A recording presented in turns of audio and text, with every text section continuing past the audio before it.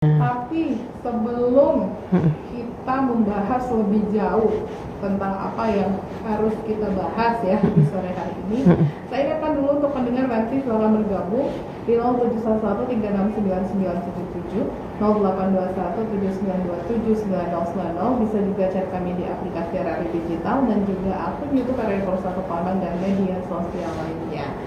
Nah, pendengar, Mbak Linda ini adalah seorang influencer.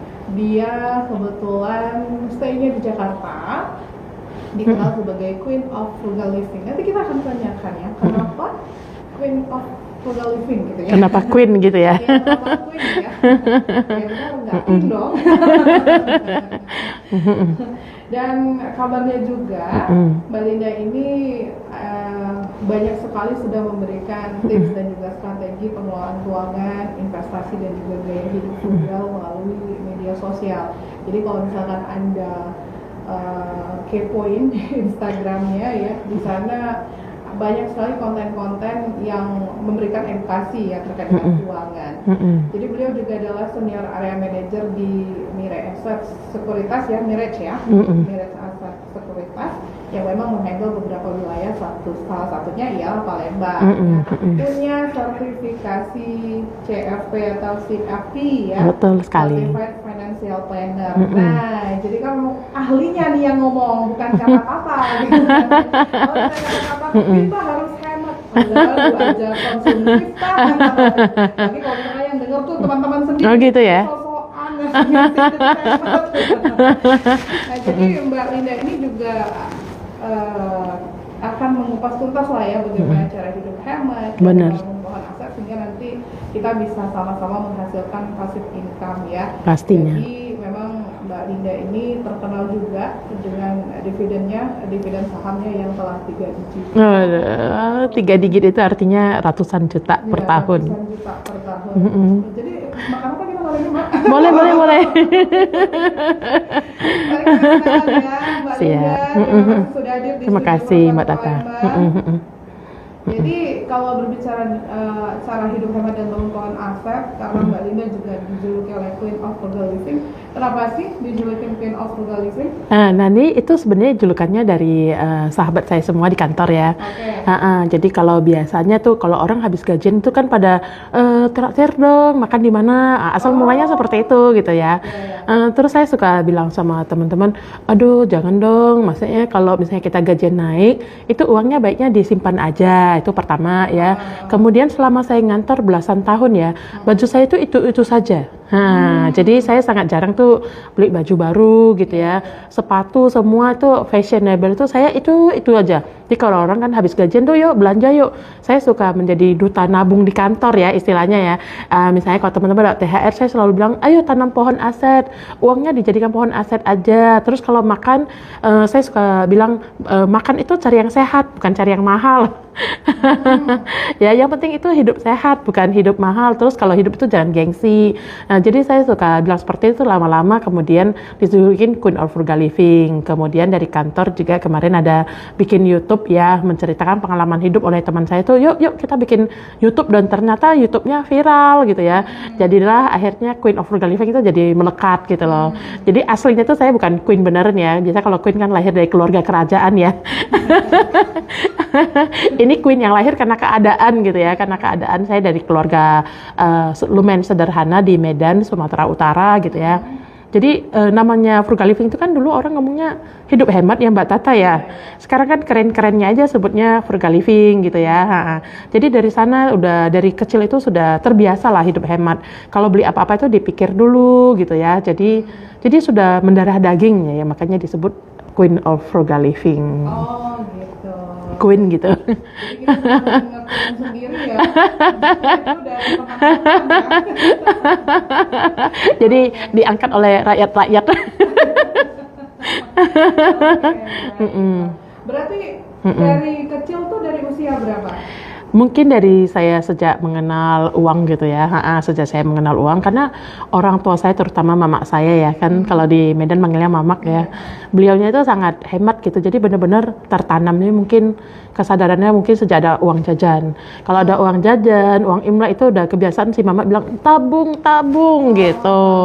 Nah kalau ke mall juga ya, kalau mama itu kan ke mall itu cuma beli yang kamu butuhkan. Nah, hal-hal seperti itu. Jadi frugal living itu sudah menjadi gaya hidup ya, bukan sesuatu yang besar baru kemudian mau milih frugal living. Enggak, itu sudah gaya hidup karena mungkin keadaan di mana itu memaksa diri kita itu untuk hidup hemat biar ada lebihannya gitu.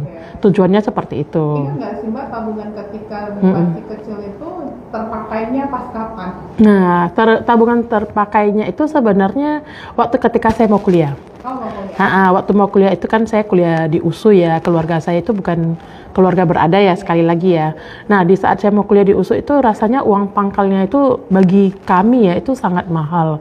Akhirnya korek-korek tabungan dan saya bisa membayar tahun pertama gitu ya, karena saya kuliah itu kan tahun pertama itu harus dibayar dulu ya Mbak ya. Nah, jadi terpakainya itu saat itu gitu. Jadi benar-benar merasakan ini hasil menabung itu bisa dipakai gitu. Oke, berapa itu udah nabung dari kecil itu Mbak? Waduh, kalau nominalnya waktu itu kan saya kuliah tahun 95 ya. Namanya anak kecil dulu kan tabungannya cuma 5.000, 10.000. Itu kayaknya tabungannya cuma baru 1 jutaan deh, karena uang ya itu tahun 95 ya. Tahun 95 itu berarti hampir 30 tahun yang lalu loh, benar nggak? Ya kan?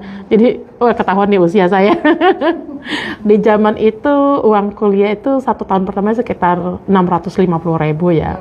Wah, mungkin anak sekarang lihatnya kecil ya. Mungkin itulah yang kayak disebut inflasi ya gitu. Jadi terasa banget waktu itu, kalau sebagai gambaran ya, kita dulu belajar SMA uang pangkalnya, uang bulanannya itu sekitar paling 15.000 Mbak. Terus waktu mau bayar uang kuliah sekitar hampir 1 juta gitu, itu terasa sangat berat gitu.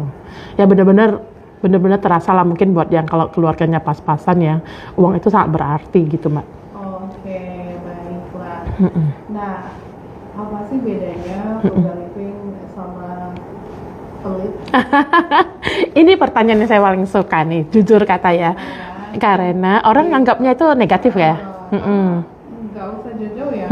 Kadang misal nih, kita biasa di circle yang sama-sama ayo aja, ngopi ayo, jajan ayo, ayo. Ketika salah satu dari kumpulan ini tersadarkan, karena dia tahu pentingnya passive income, karena dia tahu harus memiliki keuangan lebih baik lagi ya dibanding mulai menarik diri nih.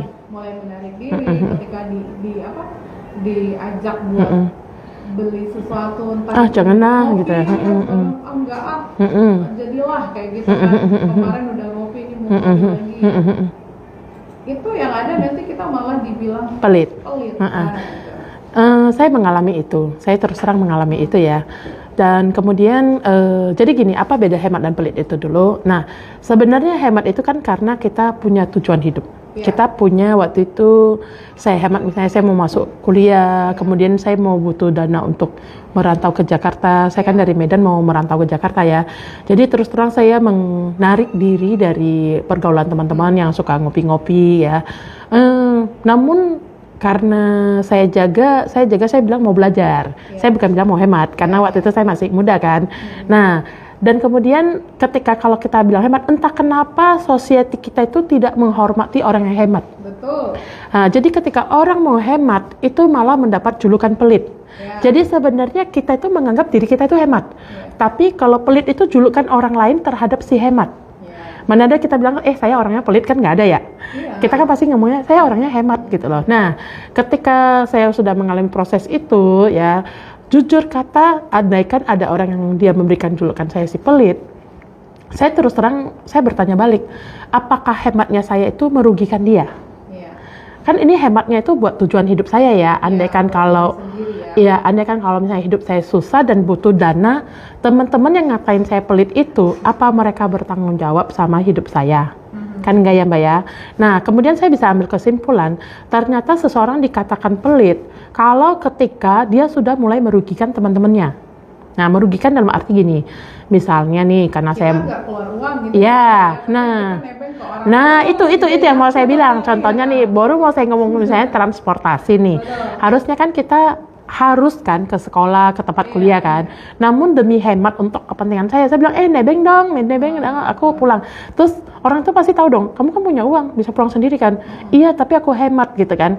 Tapi aku hemat yang merugikan orang lain. Disitulah orang itu pasti kesel dan akan bilang, kamu orangnya pelit ya gitu. Jadi pelit itu konotasi negatif yang akibat orang itu merasa kerugian dari hemat yang saya lakukan. Nah, jadi biar tidak dikatain pelit gimana? Ya jangan merugikan orang lain. Itu aja. Jangan merugikan orang lain. Jadi kalau kata Mbak tadi, teman ngopi-ngopi, saya bisa menghindar tapi mungkin dengan halusnya saya bilang, oh maaf malam ini saya ada meeting, besok saya ada ujian gitu loh. Padahal niatnya hemat daripada dikata-katain kan. As long kita tidak merugikan orang lain, menurut saya kita hemat. Tapi kalau as long kita nebeng, terus ada juga bilang orang kalau makan tuh nggak usah bawa kotak makanan, cicip aja punya orang. Itu keterlaluan. Nah itu menurut saya itu udah taraf pelit. Jadi beda hemat dan pelit. Hemat itu tujuannya positif, pelit itu merugikan orang lain. Oke. Jelas ya. Bagaimana caranya biar kita ini di tengah gempuran check out sana check out sini sampai tetap hemat? Nah, ini pertanyaannya juga yang sangat penting ya biar nggak check out sana. Saya juga loh, saya suka ini apa namanya masukin aja tapi nggak check out. Ya masuk ke keranjang ya. Nah, kita perlu berpikir 2 kali. Nah, berpikir 2 kali ini barang gua butuhkan nggak Gi? Kalau gua nggak beli, hidup gua aman nggak? Baik-baik aja nggak gitu? Nah, jadi saya suka nih, saya juga mengalami kok ya. Apalagi kan di tengah gempuran keranjang-keranjang mungil-mungil yang lucu-lucu gitu ya. Nah, nah, jadi kita perlu berpikir 2 kali. Jadi saat kita misalnya udah masukin barang ke keranjang, stop. Coba kita coba lagi tuh, besok kita lihat lagi, minggu depan kita lihat lagi, dan kita at the end kita mikir gini, gue seminggu nggak check out aja hidup gue baik-baik gitu. Berarti gue nggak butuh-butuh banget itu barang. Langsung kalau biasanya saya langsung hapus. Jadi selamat deh dari check out gitu. Jadi untuk kalau misalnya selamat dari check out itu kita berpikir, aku bisa hidup nggak tanpa barang nih? Kalau bisa, hapus saja. Tipsnya ya. Bagaimana caranya kita bisa mengendalikannya? Benar. Kita berpikir barang itu penting nggak gitu loh. Seperti kata Mbak Tata tadi. Kadang kita ini sukanya itu impulsif. Lucu. Lucu dibeli check out. Ingat ya guys. Lucu itu diketawain, bukan dibeli barangnya. Oke. Ya. Iya, lucu itu dikatain. Iya, bukan untuk dikatain. Nanti kalau dompet kita kosong, itu jadi nggak lucu lagi hidup kita. Nangis. Nah, kalau tadi kan di awal juga Linda sudah bilang ya apa yang memotivasi untuk memulai gaya hidup itu karena memang dipaksa oleh keadaan ya. Lalu bagaimana Anda juga mendefinisikan frugal living ya dan pengaruhnya begitu ya kepada kehidupan Anda sehari-hari? Jadi gini, kenapa frugal living? Sebenarnya balik lagi, saya pingin kaya raya. Saya pingin banget jadi orang kaya. Pernah nggak sih guys, kalian misalnya? Sekarang udah kaya? Amin dulu. On proses. Kekayaan itu kan relatif ya Mbak ya. Ya di atas langit selalu ada langit ya. Jadi saya suka ini kalau ke lingkungan perumahan orang yang kaya raya gitu ya. Rumahnya kok klaster-klaster mewah ya. Saya dulu itu kan ketika mencari penghasilan tambahan itu saya jadi guru les. Guru les saya ke rumah-rumah murid saya itu di mana rumah mereka itu belakangnya aja laut Mbak. Rumahnya belakang laut terus ada jet ski gitu kayak ada kapal gitu ya. Wah saya berpikir ini rumah berapaan ya, buka jendela belakang tuh laut ada kapalnya gitu ya. Jadi saya tanya sama anaknya, ini rumah kamu berapa? Entah dia sebut tuh miliaran gitu ya. Terus saya berpikir, miliaran? Saya ngajar les dia aja sebulan cuman berapa gitu ya. Terus saya berpikir kapan ya mencapai uang 1 miliar? 1 miliar itu ya Mbak, kalau misalnya 1 bulan kita nabung 1 juta tanpa investasi ya, Mbak tahu nggak 1 tahun itu cuma 12 juta loh. 12 juta, berapa lama tuh gua masih nabung sampai 1 miliar gitu kan. Pernah itu nggak? 83 tahun. Waktu itu umur saya 20-an, aduh kalau ditambah 80-an, ada keburu tit. Nah itu yang mendasari kayak makin bertekad cari duit lebih banyak gitu ya, lebih ke frugal living. Jadi tadi kan ngomong kita supaya tahan check out. Jadi saya berpikir ini uang harus dianggap sebagai benih pohon aset. Jadi kalau saya ada uang ini ya, saya sudah mulai berpikir kalau ada uang 100.000, saya ingin jadi 110. Uang saya 10 juta, saya ingin jadi 11 juta. Gimana caranya? Saya mulai baca buku tuh ya, buku-buku kayak Warren Buffett, Robert Kiyosaki gitu ya, cara-cara menjadi kaya gitu ya. Ternyata orang kaya sama orang nggak kaya itu bedanya cuma satu. Orang kaya itu bisa mengerti ilmu menumbuh kembang biakan uang. Jadi kalau orang kaya itu ya, dia punya uang 1 juta, dipikirkannya uangnya itu jadi 1,2 juta, 1,3 juta. Nah itu caranya mencapai 1 miliar tadi. Kalau misalnya kita nabung dengan setahun bisa return 15% ya, itu nggak butuh sampai 83 tahun. Paling belasan tahun kita udah 1 miliar. Dengan catatan tuh konsistensi ya, dan mungkin bisa belasan, mungkin 20-an. Jadi setiap uang THR itu dimasukin, setiap uang ada bonus dimasukin, tahan diri dulu gitu loh ya. Dan ternyata it works. Nah, dan ketika kalau misalnya kita merasa 1 miliar itu jauh, kita coba dulu nabung sampai 100 juta. Dan rasa kepuasan ketika mencapai titik pertama tuh 100 juta ya, itu luar biasa gitu loh. Terbayar sudah kalau yang tahan diri itu gitu ya. Dan kalau kita investasikan ya, misalnya kalau sudah sampai 1 miliar nih, kita misalnya nabung lah ya di deposito. Kalau deposito kan sangat kecil ya, 2%. Kita nabung di saham yang ada dividen, atau mungkin di obligasi ya. Let's say saya ngambil rata-ratanya setahun 6% ya. Maka kalau setahun 6% aja itu, kalau punya 1 miliar berarti udah 60 juta. 60 juta itu berarti sebulan itu 5 juta passive income. Jadi di situ tuh jadi ada kesadaran, oh ini gunanya gue hidup hemat. Pantes mama gue itu maksa banget harus hidup hemat, karena ternyata punya uang itu enak banget. Nah, berhubung Mbak Linda udah spill saham gitu ya, kan juga salah satu investasi yang sudah mulai digandrungi Benar sekali. Gen Z gitu ya.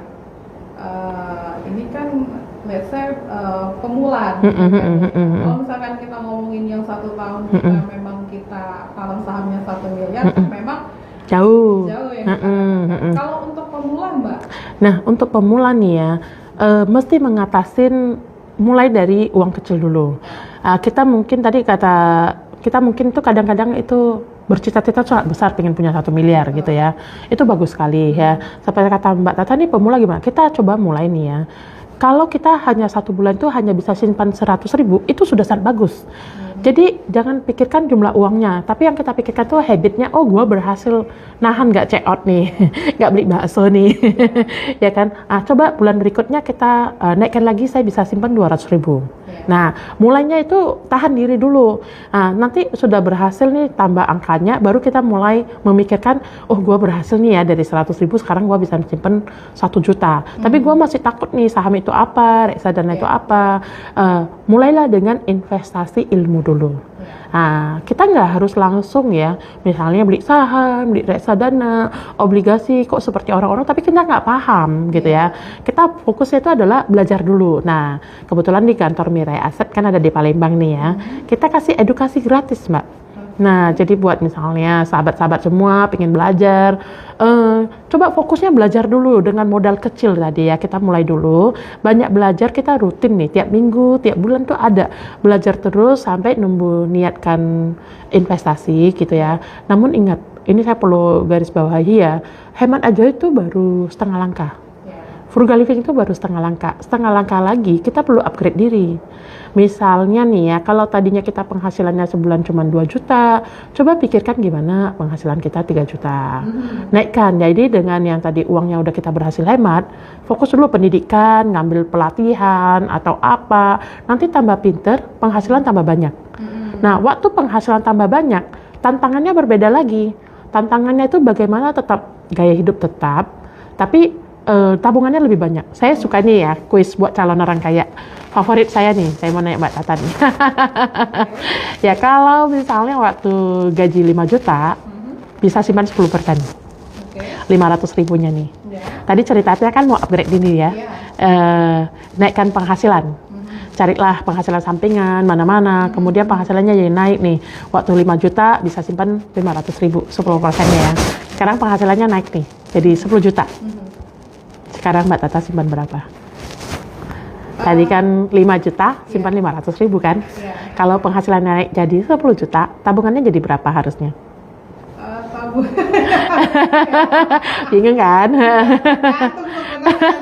Tergantung sisa. Nah, itu jawaban yang sangat bagus sekali. Tergantung sisa, karena umumnya memang begitu. Umumnya begitu, penghasilan naik, entah kenapa pengeluaran bertambah banyak. Ya, pengeluaran misalnya tiba-tiba nih, misalnya yang tadinya tinggal di kos-kosan, oh sekarang aku pengen nyicil rumah. Yang tadinya naik Gojek kemana-mana, sekarang aku pengen nyicil motor. Nah, aku pengen nyicil mobil. Akhirnya malah tabungannya bila dikata itu nggak ada gitu loh. Nah, itu karena terjadi naikkan gaya hidup. Betul. Nanti bensin pay later. Betul.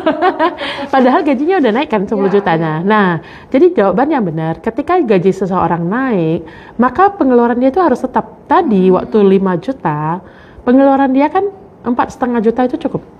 Bisa simpan 500.000 kan. Jadi ketika misalnya penghasilan dia naik jadi 10 juta, maka dia harusnya menabung 5,5 juta. Berarti satu arah dari itu ya. Jadi dia, jadi kita jangan lihat persennya, kita harus melihat point of view-nya itu gaya hidup itu harus tetap. Harus tetap. Jadi kalau misalnya gaya hidupnya tetap 4,5 juta, tahan diri dulu. Jadi sebulan kan bisa nabung 5,5 kan. Coba kita tahan 1 tahun ya, itu jadi 66 juta loh. Jangan tahan dulu 66 juta. Sekarang tahan 2 tahun. Tahan aja dulu 2 tahun. 2 tahun itu jadi 132 juta kan. Bayangkan. Terus kalau orang teman-temannya bilang pelit lu nggak gaya hidup, tapi dia punya 132 juta loh. Teman yang ngatain dia pelit belum tentu punya uangnya segitu loh. Nah, itu yang terjadi. Kita lagi butuh pertolongan. Betul sekali. Betul. Nah, inilah tantangan yang harus dihadapin setiap orang. Menabung itu susah kalau uang lu lagi banyak. Kalau menabung lagi uangnya dikit, semua orang bisa. Gua jamin semua orang tuh tiba-tiba langsung pintar nabung ketika uangnya dikit. Tantangan sebenarnya ketika uang kita itu tambah banyak. Nah, disitulah kita mesti belajar yang namanya frugal living, bukan karena terpaksa kondisi, tapi karena dengan kesadaran, ya. Kesadaran ini gua nggak mau nih kerja bertahun-tahun, tapi nggak ada hasilnya. Bersyukurlah ketika seseorang itu udah keluar di zona konsumtif begitu. Bener, bener sekali. Harus Bu, harus Mbak Tata. Harus supaya apa? Supaya kalau nanti ya di masa depan kita ini kan nggak mudah selamanya. Orang yang usia 20-an akan jadi 30-an. Yang 30-an akan jadi 40-an. Apakah mau nanti saat usia 40-an teman-temannya yang tadinya frugal living dan tetap stay in gaya hidup ya sudah punya uang 1 miliar gitu lah, karena dengar podcastnya Queen of Frugal Living ya. Terus jadi belajar, upgrade diri, rajin investasi gitu ya. Terus pas temannya udah punya miliar, yang satu itu kalau buka kamar itulah sisa-sisa barang ceot-ceotnya. Kan nggak bisa diuangkan lagi. Seperti itu. Makanya harus sangat penting tuh tahan diri. Ingat, frugal living itu cuma sementara sebenarnya. Kalau nanti sudah terbentuk pohon aset besar, udah punya buah nikmat pasif income-nya, oke deh, sekarang mulai longgar ceot-ceot. Oke. Mbak Linda, dari awal kan udah yang jual pohon aset. Apa sih pohon aset? Nah, ini pertanyaan yang menarik ya, pohon aset ini apa gitu ya. Ini kebetulan di setiap halaman akan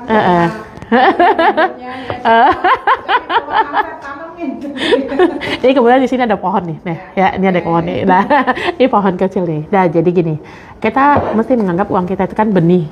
Benih yang kita tanamin ke instrumen investasi. Bagi banyak orang, bahasa investasi itu sepertinya berat ya, nggak kesampaian gitu ya. Jadi saya menyebutnya itu pohon aset, di mana uang kita itu kita belikan barang yang bervalue, barang yang bervalue di masa depan. Itu yang disebut pohon aset. Ya, misalnya kita beli yang mungkin lagi tren itu misalnya kayak beli emas, beli properti gitu ya, atau beli saham, tapi kita beli di harga murah. Misalnya kita ketika beli emas di zaman ibu saya mungkin 100.000 mungkin ya. Sekarang kan harga emas naik ya. Nah, itu berarti pohon aset. Berarti kan harga uang yang dulu misalnya ditanam 100.000 ya, sekarang sudah setara 1,7 juta.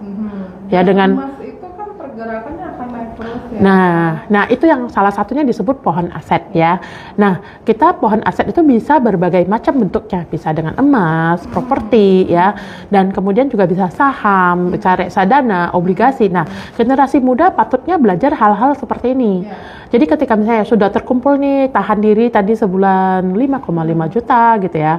Kalau setahun kan jadi 66 juta gitu ya. Nah, 66 juta ini mesti dipikirkan tahun depan nih kalau saya simpan misalnya beli saham yang bagus ya, 1 tahun kita harapkan kenaikan 15%, 10%, maka 66 juta di tahun depan tuh akan jadi 72 juta. Nah, yang paling penting itu ya return dari pohon aset ini bisa mengalahkan inflasi. Kan harga barang makin lama makin mahal ya. Nah, jadi ketika misalnya kita punya uang gitu ya, uang saat ini dan uang masa depan itu sudah berbeda. Tadi Mbak Tata bilang nih dulu uang kuliah berapa? 95, tahun 95 uang kuliah saya cuma 1 juta 1 tahun. Murah banget ya. Sekarang kayaknya nggak dapat ya uang kuliah segitu ya. Nah, itu sudah namanya inflasi. Dan coba tapi kalau mungkin uang kuliah saat itu dibelikan sesuatu apa yang sekarang jadi berapa, nah itu bisa mengalahkan inflasi seperti itu. Jadi pentingnya punya pohon aset. Bisa dibilang pohon aset nggak sih, misal ketika seseorang dia punya gaji, lalu dia sambil dagang apapun lah ya, apapun. Jadi ketika keuntungan dari dagang 1 bulan itu dibelikan misal logam mulia, gitu, logam mulia, tapi itu memang untuk investasi ya. Walaupun misal keuntungannya hanya bisa dibelikan 0,5 gram, tapi memang untuk investasi dan tidak diapa-apakan gitu ya. Jadi kan itu kan tidak dipakai begitu ya, Nah, apakah si 0,5 gram itu juga bisa dibilang itu sudah masuk pohon aset? Oh iya pastinya. Kategori pohon aset itu kan terutama barang yang kita beli di masa depan itu bisa kita jual lebih mahal lagi. Itu yang pertama ya. Emas termasuk kalau pohon aset yang akan misalnya tumbuh. Namun bedanya emas misalnya dengan saham ya. Saham itu punya potensi ya. Sekali lagi saya sebut potensi. Harga saham itu bisa naik dan kemudian menghasilkan dividen. Kata bahasa dividen ini mungkin masih banyak orang tuh bingung ya. Mungkin saya bikin simpel tuh kalau misalnya kita beli rumah gitu ya, terus rumahnya kita sewakan ya, maka hasil cuan dari sewa rumah itu boleh dikatakan tuh dividen. Dan kalau rumahnya harganya naik, maka itu disebut cuan keuntungan atau cuan capital gain. Saat kita investasi emas ya, maka itu adalah cuan dari kenaikan harganya. Namun kalau beli emas itu nggak dapat dividen Mbak Tata. Seperti itu. Nah, tapi intinya punya pohon aset dah. Tapi kadang ya orang-orang yang seperti ini nggak menutup kemungkinan dia juga dibilang apa maksudnya tuh kejar setoran lalu kejar setoran terus bisnis terus uang terus cuan terus ya, padahal itu pembelajaran ya, dan itu tabungan gitu ya. Nah, kadang hal-hal semacam ini juga yang kadang bikin kita itu kayak kita tuh kan berkaca sambil bilang emang salah ya. Bagian mana nih? Lagi ya, ketika kan kita nggak merugikan orang lain. Betul, gitu. Betul. Emang salah ini apa nih? Menikmati hidup nih. Emang salah cari duit. Oh nggak salah. Aslong kita nggak melukai orang lain kan. Kita nggak merugikan orang lain kan. Jadi ini sering juga ya. Kadang-kadang kita hemat, terjadi kegalauan antara hemat atau menikmati hidup. Satu sisi kita pingin hemat, satu sisi kita kan pingin menikmati hidup ya, gitu ya. Jadi ini perlu kita yang belajar namanya budgeting. Budgeting, jadi ada yang namanya alokasi keuangan untuk menikmati hidup. Yang misalnya kalau misalnya kita punya gaji senilai 10 juta, misalnya aja ya, masa sih 10 juta buat menikmati hidup terus gitu loh ya kan. Jadi kita itu harus belajar yang namanya budgeting, sekian untuk kebutuhan hidup, sekian untuk investasi pohon aset ya yang tadi kita sebut, dan sekian lagi untuk menikmati hidup, yang pastinya ingat juga dong beramal dan sayang pada orang tua. Nah, jangan habis-habisan semua 100% menikmati hidup. Karena ini membahagiakan orang tua. Betul sekali. Jadi saya punya pohon aset sekarang ya, dividennya kan disebut 3 digit. Artinya dividen itu ratusan juta per tahun ya. Jadi kata 3 digit itu merujuk kepada angka jutaan gitu ya. Jadi Frugaliving itu kan bangun pohon aset, saya tahan diri dulu. Nah sekarang pohon aset sudah besar, bisa menghasilkan dividen 3 digit per tahun. Hasil uang ratusan juta itu saya bisa buat kasih uang bulanan kepada orang tua saya, Kemarin kasih angpau kepada orang tua saya, bisa buat adik-adik saya, bisa buat keluarga saya, bisa buat bayar kontrakan. BTW, sampai sekarang saya belum beli rumah loh. Saya belum punya rumah, belum punya motor, belum punya apapun ya, barang-barang ini ya. Jadi uang passive income itu masih untuk reinvestasi ya. Ini menarik ya. Kenapa sih rata-rata orang yang maksudnya dalam artian pintar mengelola keuangan, rata-rata dia nyewa rumah, dia kontrak kayak gitu. Apa motivasinya? Terutama untuk pohon aset. Pohon aset. Jadi kalau kita punya rumah, pohon aset dan liquid ya. Kalau kita punya rumah itu kan berarti properti. Beberapa orang kan menganggap rumah itu aset, ya. Nah, aset itu ada dua, yang liquid dan non liquid. Liquid itu artinya anytime mau jual beli itu gampang. Tinggal ke tokonya atau aplikasinya, tak tik jual gitu ya. Tapi kalau rumah itu properti yang butuh tanggung jawab yang besar ya. Terus itu makanya tidak liquid ya. Dan kalau beli rumah itu harganya itu kita beli rumah itu mesti satu langsung beli rumah ya. Kita beda sama emas, bisa cicil-cicil tadi kata Mbak 5 gram atau 0,5 gram. Tapi kalau beli rumah kita tuh nggak bisa beli jendelanya dulu. Atau beli pagarnya dulu, nggak bisa. Kita harus beli satu rumah yang pasti harganya berserta tanah-tanahnya, yang pasti harganya mahal. Dan untuk itu kan pasti kita kurang mampu ya, saya jujur ya, saya kurang mampu. Dan orang makanya kenapa pada nyicil ke bank atau apa supaya bisa dapat rumah.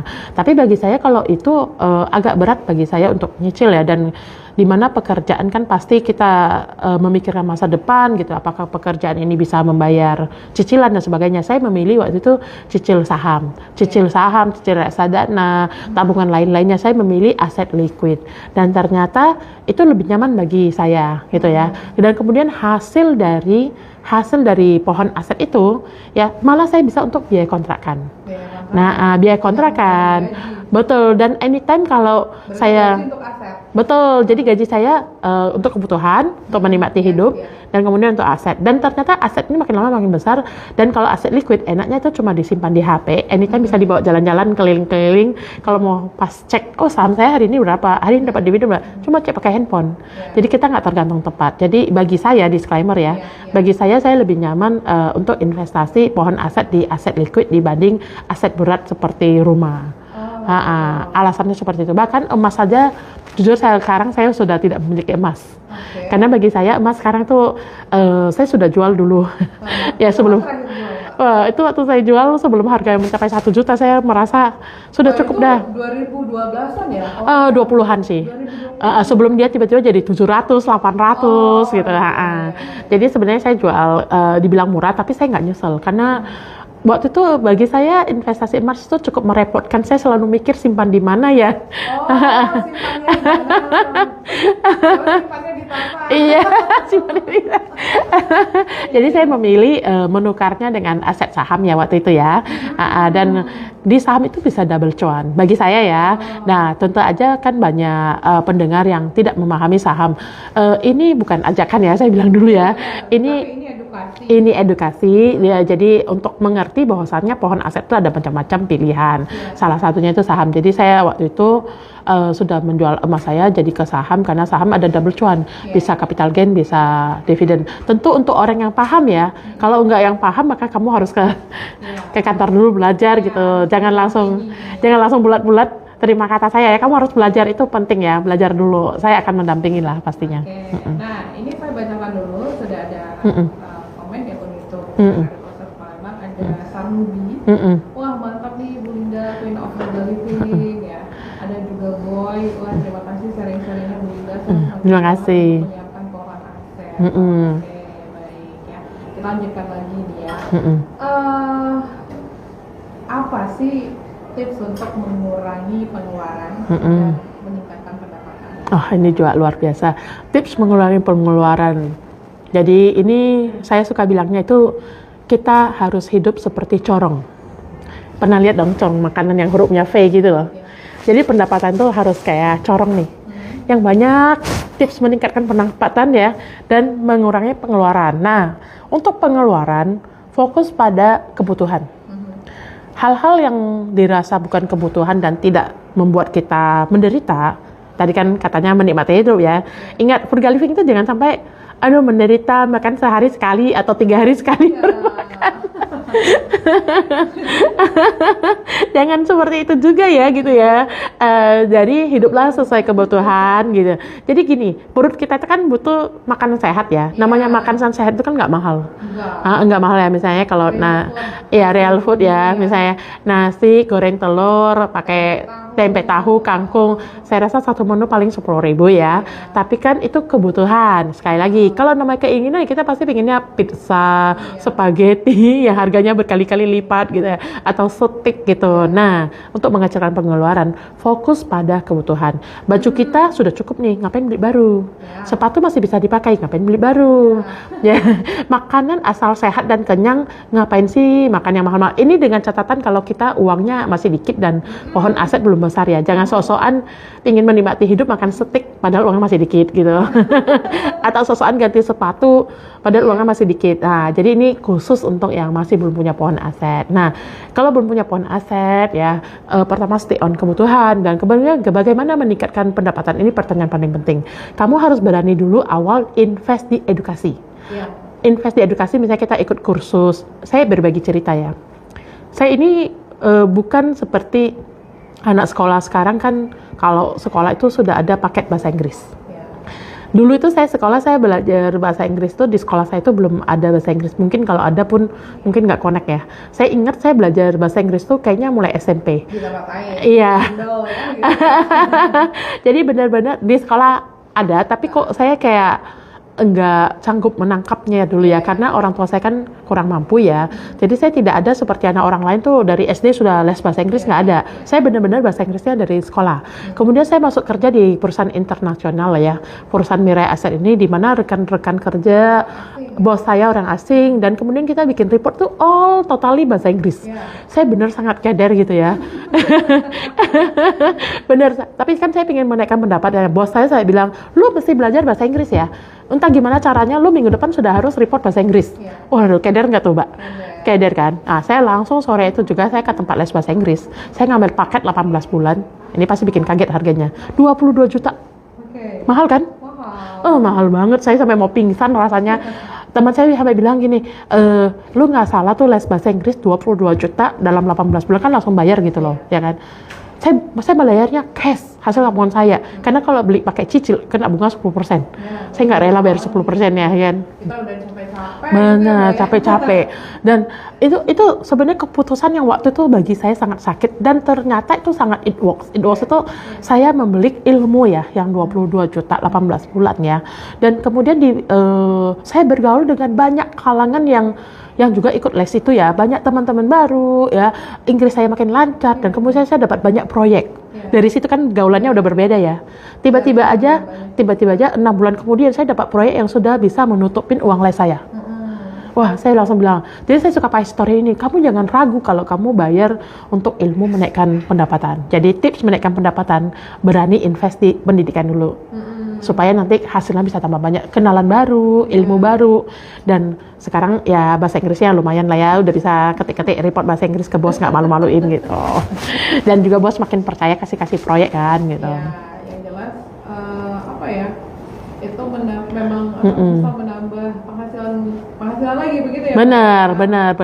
Bahkan ilmu kan itu pohon aset juga ya gitu. Jadi harus berani untuk invest ya di pohon aset ya, salah satu ilmu. Kita berani check out Shopee kan misalnya, atau check out yang lain. Kenapa kita nggak berani check out buku gitu, atau check out kursus-kursus yang bikin kita tambah pinter gitu kan? Apa gitu ya Mbak, yang kursus masak. Benar. Nilai jualnya. Benar. Siapa tahu Mbak Tata nih habis kursus masak punya toko kue. Amin. Nah, iya kan, siapa tahu misalnya dengan kursus yang kita pakai itu betul tambah duit lagi kan. Nah, jadi sesungguhnya pohon aset yang sesungguhnya itu diri kita sendiri. Ya, jadi kalau kita mau duit lebih banyak, kita harus lebih pinter, lebih banyak keahlian gitu ya. Tiba-tiba aja nanti penghasilan kok ada terus ya gitu. Lingkungan juga Pasti, karena itu bergaul sama teman-teman yang punya sevisi, yang sama-sama mau maju. Jangan teman-teman yang cuma ketawain kita, kalau lu ngapain sih les gitu, dasarnya kita ini hidupnya udah gini-gini aja deh, nggak usah belagu deh. Aduh, tinggalin deh teman-teman kayak gitu ya. Cari deh teman-teman yang support, misalnya salah satu kamu bisa follow IG Bu Linda gitu, saya pasti support kamu dah. Seperti itu. Dengan gaya hidup yang dijalankan saat ini ya, hidup hemat, hemat dan bijaksana gitu ya. Apa yang bagi Anda menguntungkan, yang justru memang mungkin ketika Anda bilang ini yang menguntungkan, itu bisa merubah mindset dan juga pemirsa juga, wah mulai dari dengerin apa perbincangan kita ini, besok udah nggak boros-boros lagi. Kita pasti ingat masa depan kita. Mulainya dari situ. Kan kita pasti 20-an jadi 30-an, 30-an jadi 40-an ya. Usia kerja di Indonesia itu punya batasan, ada angka pensiunan ya. Apakah kita mau kerja sampai tua, Mbak Tata gitu ya. Kalau kata Bill Gates nih, saya paling suka nih, favoritnya kata Bill Gates nih, kalau kamu lahir miskin, itu bukan salah kamu. Tapi kalau kamu mati dalam kondisi miskin, udah jelas itu salah kamu. Karena kamu tidak mampu menguasai ilmu melipat gandakan keuangan gitu ya. Jadi karena itu apa nih keuntungannya? Setidaknya dengan kita menguasai keuangan, kalaupun kita tidak berhasil jadi orang kaya, setidaknya kita berhasil tidak jadi orang miskin. Itu yang paling penting. Dan tidak menjadi beban masyarakat, mengharapkan bantuan pemerintah misalnya, atau mengharapkan bantuan saudara karena kita kekurangan uang. Karena kita sudah tua, pasti mencari pekerjaan itu akan lebih sulit gitu ya. Nah, manusia ini punya sumber asetnya kan energi, waktu, dan uang. Waktu muda itu kita nggak punya uang, tapi kita punya energi dan waktu yang banyak. Ya, waktu udah usia produktif, kita mungkin punya uang, ya kita punya energi, tapi kita nggak punya waktu karena sibuk bekerja. Tapi kalau waktu tua, kita sekarang punya waktu. Harusnya kita punya uang. Dan berarti kita harus hidup sehat agar kita punya energi, agar bisa menikmati uang kita tadi itu. Yang paling kasihan tuh kalau sudah tua, energi tidak ada, waktu tidak ada, karena masih sibuk bekerja dan uang pun tidak ada. Karena itu kalau kita menabung dan punya pohon aset, kalaupun kita belum bisa jadi orang paling kaya di dunia, setidaknya kita tidak jadi orang paling miskin sedunia. Catat ya. Harus diingat. Tapi enggak. Salah nggak sih ketika seseorang tuh punya goals kan ya? Dia punya goal 1 bulan nih saya mau ganti handphone, atau enggak 2 bulan 3 bulan saya harus ganti handphone karena saya tahu keadaan handphone saya mungkin dalam waktu dekat sudah tidak bisa dipakai gitu ya. Nah dalam waktu 3 bulan itu dia kerja keras ya, buat dapat handphone baru. Iya, dia bikin kue, dia bikin makanan yang lain-lain, terus dia pokoknya dia cari di jam-jam itu ya. Buat dapat handphone baru. Itu nggak masalah kan harusnya ya. Karena dia memang kan tujuannya ada goals kan. Saya pernah seperti itu. Pernah. Diceritakan dulu, kita ke pendengar dulu ya. Sudah ada yang bergabung. Selamat sore. Halo. Iya, selamat sore. Selamat sore. Oma ada di Prabu Mulia. Silakan Oma, mau bertanya apa? Ya. Ya. Oke, terima kasih. Ya. Selamat berpuasa. Waalaikumsalam. Iya dong.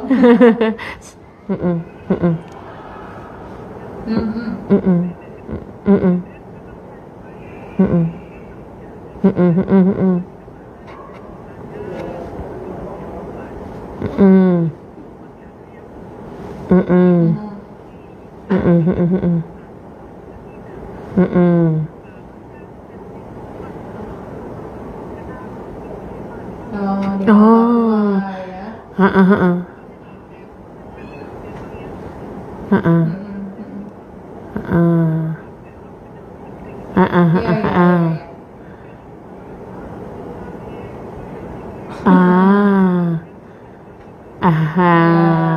Oke. Terima kasih izin sebelumnya Oma, namanya Oma Ana. Iya. Oke, terima kasih Oma Ana telah bertanya. Ini pertanyaan yang bagus ya. Bagaimana kalau sudah tua? Izin untuk memberi tahu ya, sangat-sangat menghormati senior ya. Yang pastinya kalau sudah sampai umur pensiun punya banyak kehidupan ya yang perlu berbagi buat kita masa muda gitu ya. Jadi kalau untuk Oma misalnya untuk kondisi keuangan sekarang apapun itu bisa digunakan misalnya sebagian untuk menambah ilmu terutama, menambah skill ya. Misalnya Oma itu menguasai dari selama masa hidupnya itu bisa masak gitu ya, atau bisa sesuatu mungkin jadi penasehat keuangan. Penasehat keuangan berarti mesti ngambil sertifikat keuangan dulu gitu ya. Maka sangat disarankan untuk orang tua itu mengeluarkan kayak bukan berarti kita berhenti hidup kan pastinya ya. Yang pastinya kita selama usia ini sudah punya banyak skill kan, dan hal itu bisa menjadi daya ungkit untuk menambah penghasilan. Apalagi misalnya kalau udah orang tua pasti mungkin relasinya luas atau apa gitu ya. Nah jadi kalau bisa menabung, oh ya pasti bisa. Namanya menabung kan tidak mengenal usia ya, mau dari usia muda, usia sedang, usia tua. Kita kan pasti mengharap misalnya sudah pensiun pun kita ingin umur kita sepanjang mungkin dan yang pastinya produktif gitu. Jadi sangat sarankan itu mungkin bisa belajar dari sumber-sumber yang terpercaya dan bisa terjangkau ya, tadi seperti ini RRI Pro 1 gitu ya. Bisa juga di YouTube itu banyak ilmu. Ibu saya masih suka melihat acara memasak di TikTok atau di YouTube, dan kemarin beliau coba cara goreng bawang goreng dan dijualnya ke lingkungan terdekat misalnya gitu. Nah, hal-hal seperti itu gitu ya, tapi tidak usah terlalu ngoyo, asalkan bisa menjadi sumber penghasilan baru sesuai kemampuan. Sesuai kemampuan. Jadi mungkin nggak menabung lagi ya, kalau laku dan banyak hasilnya pasti ada dong untuk menabung gitu ya. Benar seperti itu ya Oma ya. Sama kerja keras sebagai kuda tadi ya. Jangan sampai kuda dong. Kerja santai tapi menghasilkan. Dia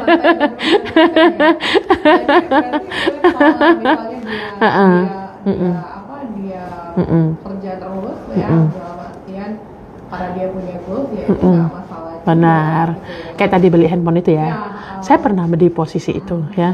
Jadi waktu itu ini sharing ya. Waktu itu kan itu sudah tahun kapan tuh ya orang mulai beralih handphonenya yang warna-warni smartphone gitu ya. Harganya mahal Mbak, bisa beberapa bulan gaji. Saya tahan-tahan dulu nggak langsung beli. Teman saya itu dia karena nggak tahan dia langsung beli pakai kartu kredit ya. Saya tahan-tahan dulu dan handphone itu Mbak tahu nggak kalau kita agak-agak tunda belinya harganya jadi lebih murah.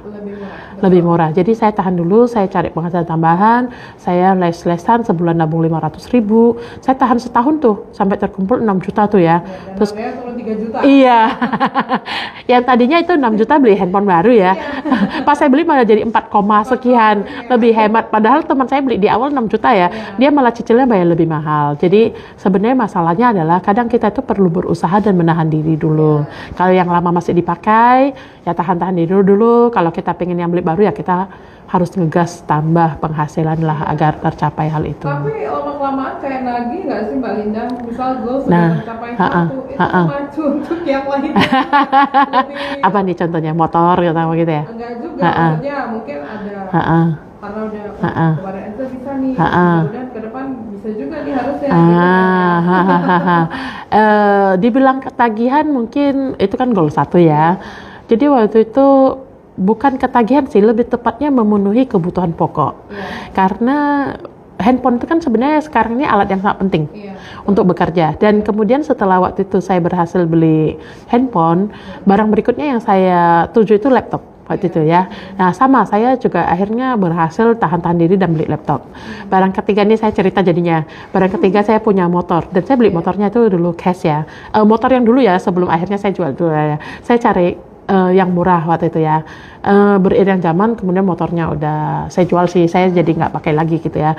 Nah kemudian akhirnya setelah saya itu memilih yang masih kebutuhan pokok, bukan ketagihan, lebih ke memikirkan pohon aset di masa depan jadinya. Saya nggak beli barang lagi, saya tahan, saya beli investasi lah ya, sampai pohon asetnya tercapai besar dan kemudian sabar sampai hasil passive income-nya buat beli apapun yang saya mau. Tapi nggak salah juga kan, ketika misalnya kita mau beli handphone dengan nggak salah. Dengan maksudnya jangan ganggu investasi tadi. Betul. Sebenarnya bisa aja. Bisa. Jual LM10 kan udah bisa nih dapat Betul. handphone, tapi nggak kita ganggu yang itu. Gitu Bisa. kan. Yang penting masih aman ya pohon asetnya. Masih aman pohon asetnya. Yang penting nggak merugikan orang lain. Nggak ngerampok deh. Artinya seru banget ya, kita harus lagi dari wajah kali ini. Aduh. Ini Mbak Lina, apa yang mau Anda sampaikan kepada pendengar dan juga pemirsa RRI ya? Oke. Di closing statement, untuk perbincangan kita hari ini, karena nggak berasa nih mau jam 4 saja. Oh ini udah 1 jam ya, nggak terasa banget ya. Oke. Terima kasih semuanya yang telah mengikuti dari awal gitu ya. Apa yang ingin saya sampaikan, semua orang pasti pernah mengalami saat-saat sulit dan berat ya. Di saat-saat kita merasa sulit dan berat, percayalah hal-hal itu akan berlalu. Badai akan berlalu menjadi kembali cerah. Kita hanya perlu bersabar dan mungkin banyak menemukan teman support system ya yang membuat kita tambah kuat gitu ya. Jadi untuk teman-teman semua yang mungkin sekali lagi ya dalam kondisi yang tidak baik-baik aja, mari kita akan doakan bersama-sama sehingga kondisi ini bisa kita lalui dengan baik. Yang pastinya masa depan pasti harus lebih baik daripada sekarang. Amin.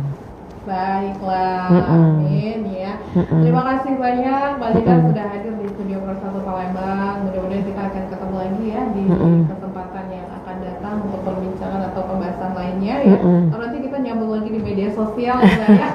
Iya, kita nyambung lagi ya. Terima kasih Ibu Tatang. Terima kasih. Selamat sore, selamat beraktivitas kembali. Terima kasih, selamat sore. Nih. Ya, baik pendengar, kita sudah berbincang-bincang bersama Dinda Rosia, Chain of Social Living ya, cara hidup hemat dan membangun pohon aset sehingga bisa menghasilkan. Mudah-mudahan setelah ini ada ternyata passive income-nya sudah mulai dipikirkan dan dijalankan ya. Seru banget pokoknya, dan jangan kemana-mana. Setelah ini saya akan mengajak Anda untuk bergabung bersama RRI Pro 1 Bengkulu ya, untuk menyimak informasi lewat Warta Belajar Sumbar. Alhamdulillah. Oke, terima kasih semuanya untuk tadi live gabung banyak gitu ya. Oke, terima kasih ya 45 orang ya. Ini ada beberapa pertanyaan saya tidak bisa jawab semua, tapi yang pastinya sekarang kondisi saham kan pada turun ya. Ini tergantung pandangan kita itu, hal itu bagi kita kalau sekarang punya uang dingin ya, harga sahamnya masih murah, pastinya itu kesempatan untuk beli. Tapi disclaimer on ya. Oke, thank you semuanya. Sampai jumpa. Terima kasih sudah mengikuti dari awal. Bye bye.